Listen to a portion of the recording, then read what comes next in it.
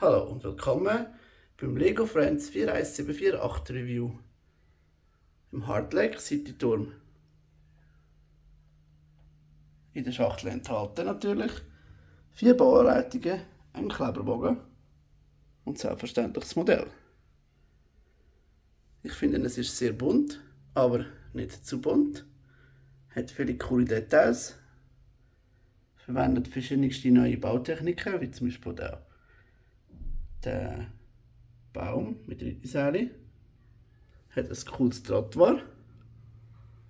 Jede Menge Minifiguren dabei natürlich. Unter anderem auch auf der Rückseite sichtbar. Oben dran jetzt so einen Gemüsegarten mit Erdbeere, Tomaten und einem Marienkäferli. Und einem Bindli. Habe ich jetzt so noch nie gesehen, aber ich kenne auch nicht alle Sätze. Da kann man Wasser einschenken. Hier unten ist das Näheratelier. Mit einer sogar funktionierenden Nähmaschine. Die mache ich hier auch T-Shirts. Dann haben wir hier das Spielzimmer, erreichbar hier über die Rutsche.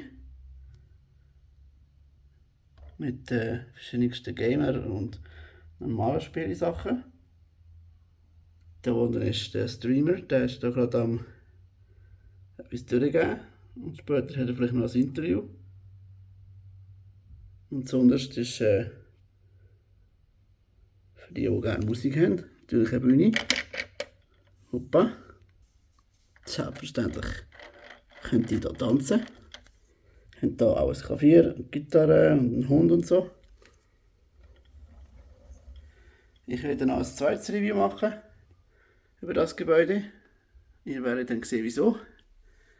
Ich hoffe, euch hat das bis jetzt gefallen. Es hat 1000 und irgendwie viele Teile. 1200 oder so. Und ja, hat echt Spaß gemacht, das zu bauen. Bis zum nächsten Mal. Ciao zusammen.